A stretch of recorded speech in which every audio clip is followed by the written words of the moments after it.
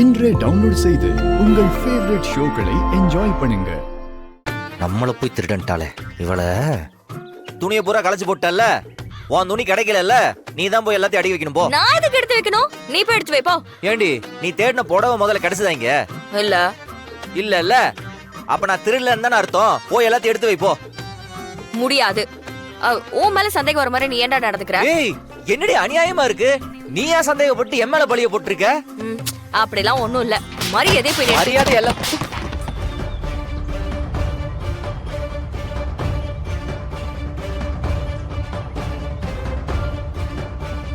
உள்ள உனக்கு ஏதாச்சும் சத்தம் கேட்டுச்சா? அக்கா, அது பூனை ஏதாவது உருட்டி இருக்கும்? இல்லையே, பூனை உருட்டுறது இவ்வளவு சத்தமாவா கேக்கும்?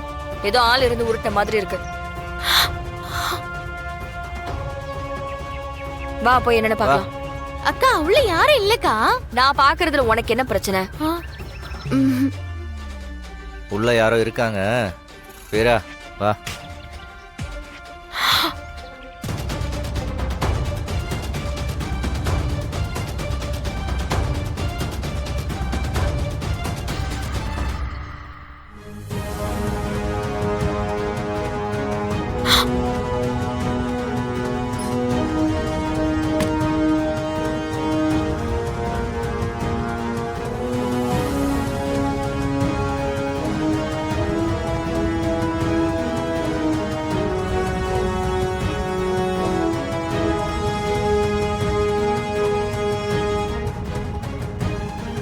மச்சான், அதான் ஒண்ணுமே இல்லையே.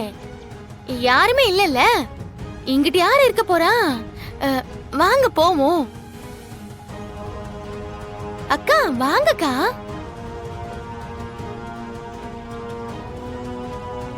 ஒரே தூசியா கிடக்கு. வாங்க வாங்கக்கா. வேலை கிடக்கல, வாங்க போவோம். சொல்றா, வியாபாரம் எல்லாம் எப்படி போயிட்டு இருக்கு? டேய், அத நான் கேட்கணும்டா. ஏன் கடைக்கு என்ன கூட்டம் அள்ளுது? இப்ப கூட கடையில நிக்க இடம் இல்ல. எனக்கு தெரியும், அதான் நான் பாத்துட்டு இருக்கேனே. பாத்துட்டு இருக்கியா? என்னடா இங்க எதுவும் சிசிடிவி கேமரா வச்சிருக்கியா? எனக்கு தெரியும்டா. இவ்வளவு பெரிய கடைங்க இருக்கும்போது சின்ன கடைக்கு தான் கூட்டம் வந்து அள்ள போகுதா என்ன? அசிங்கப்படுத்துற. காவேரி டெக்ஸ்டைல்ஸை விட பெரிய கடையா கட்டி காட்டுறேன் பாருடா. அதெல்லாம் கட்டலாம். முதல்ல நான் சொல்றதை கேட்குறியா? அண்ணா, ஒரு பெரிய எக்ஸ்போர்ட் ஆர்டர் நம்ம கடைக்கு வந்திருக்குடா. அதை நாங்கள் அனுப்பி வச்சிருக்கேன். நீ பார்த்து முடிச்சு கொடுத்துரு, சரியா?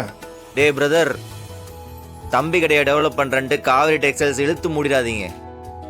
உங்க பிசினஸை நீங்க பாருங்க. டேய் டேய், நானே தான் கடை போட்டேன், நானே என்ன பாத்துக்கிறேன். உங்கள்கிட்ட முதல்ல நான் ஹெல்ப் கேட்டேனா? ஹலோ தம்பி, இது ஹெல்ப் எல்லாம் கிடையாது. அவங்க உடனே கேட்குறாங்க. நம்ம கடைக்கு ஏகப்பட்ட ஆர்டர் டெலிவரி கொடுக்க வேண்டியிருக்குல்ல, லேட் ஆகும். அதான் நான் உன்கிட்ட சொல்றேன். சரக்கு எடுக்க காசு வேணும்னா சொல்லு, நான் அனுப்பி விடுறேன். போதும் சாமி, இந்த உதவியே போதும், நானே பாத்துக்கிறேன். விட்டா என் கடையை உன் கடையோட பிரான்சைஸா மாத்திருவ போல. என்னடா உன் கடை என் கடைன்னு பிரிச்சு பேசுற? ஆமாம் மகனே, இப்ப எல்லாம் தனித்தனி ஆயிடுச்சு இல்ல. இதுக்கு பேர் தான் சொந்த கால்ல நிக்கிறது. ஓ, அப்போ நாங்கெல்லாம் அப்பா கால்ல நிக்கிறோம்னு சொல்லாம சொல்றியா? டேய், அப்படிலாம் எதுவும் சொல்லடா, எல்லாமே அவர் கொடுத்தது தானே. டேய், அந்த கடை உன் உழைப்பால வந்தது.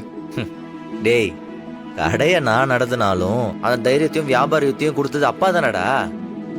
அது மாறாதுல்ல. சரி சரி, ஒன்னும் பிரச்சனை இல்லை. நான் உன்னை அனுப்பி வைக்கிறேன், நீ பாத்துக்கோ. ஏன் விஜய், என்கிட்ட நீ எல்லா விஷயத்தையும் சொல்றதானே? சொல்றேன்க்கா. ஏன்க்கா அப்படி கேக்குறிய? இல்ல, நீ ஏதோ என்கிட்ட மறைக்கிற மாதிரி தோணுது. மறைக்கிறியா? ஆத்தி, என்னக்கா? அப்படியெல்லாம் எதுவுமே இல்லக்கா. பொய் சொல்லாத. இப்பதான் நீ அடிக்கடி பதட்டம் ஆகுற. தனியா போய் ஏதேதோ பேசிட்டு இருக்க. இப்ப கூட கொஞ்ச நேரத்துக்கு முன்னாடி உன் முகமே சரியில்லை. பாக்குற எல்லாருக்குமே நீ ஏதோ மறைக்கிறேன்னு கண்டிப்பா சந்தேகம் வரும் விஜய். என்கிட்ட சொன்னேன்னு வை, நாம 2 பேரும் சேர்ந்து ஏதாவது பிளான் பண்ணி அந்த பிரச்சனையை சரி பண்ணிடலாம். விஜி, ஆ? யார்கிட்டயாவது மாட்டிக்கிட்டியா? இல்ல யாரும் உன்னை மிரட்டுறாங்களா? ஐயோ அப்படிலாம் ஒண்ணும் இல்லக்கா. என்ன யாரு மிரட்ட முடியும்? அந்த தைரியம் யாருக்கு இருக்கு? உன்னை பத்தி ஒரு வேளை யாருக்காவது உண்மை தெரிஞ்சிருந்து அவங்க பிளாக்மெயில் பண்றது அந்த மாதிரி ஏதாவது? சாச்சா அந்த மாதிரிலாம் எதுவும் இல்லக்கா. நிஜமா? ஐயோ சத்தியமாக்கா? ம், இல்ல விஜி, உன்னை நம்பிதான் என்னோட எல்லா பிரச்சனையும் உன்கிட்ட சொல்லியிருக்கேன். அதே மாதிரி எனக்கு நீ உண்மையா இருக்கணும் விஜி. ம். எப்பவுமே ஒரே நோக்கத்துல இருக்கிறவங்க எல்லா விஷயத்திலயும் சேர்ந்து இருந்தாதான் பிரச்சனை வராம மாட்டிக்காம இருக்க முடியும். இப்ப நம்ம தனித்தனியா யோசிச்சோன்னு வச்சுக்கோயேன், அவ்வளவுதான், கண்டிப்பா ஒரு நாள் மாட்டிப்போம். அக்கா நான் உங்களை விட்டு எதுவுமே பண்ண மாட்டேன். ப்ராமிஸா? அட சத்தியமாக்கா? சரி, உன் வேலையை பார். ம்.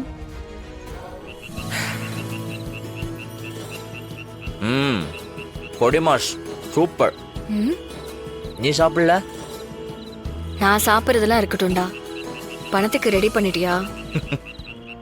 நம்ம கேட்டு கொடுக்காம இருப்பாங்களா? நேத்து வரையும் நம்ம ஒரு சாதாரண ஆளு, கொடுக்க யோசிச்சாங்க. ஆனா இன்னைக்கு நான் ஒரு பிசினஸ் மேன்ல, அதை வச்சு எவ்வளவு வேணாலும் கடன் வாங்கலாம். மர எனக்கு ஏதோ பயமா இருக்குடா.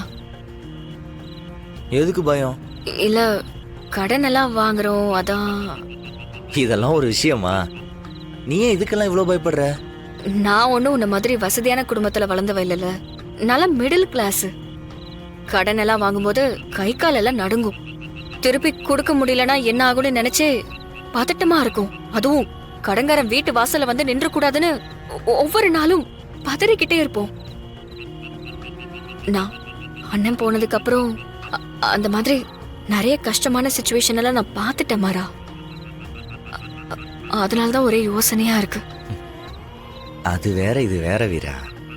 கடன் வாங்காமலாம் பிசினஸ் பண்ண முடியாது. இந்த மாதிரி சின்ன சின்ன ரிஸ்க் எடுத்தாதான் பெருசா வளர முடியும்.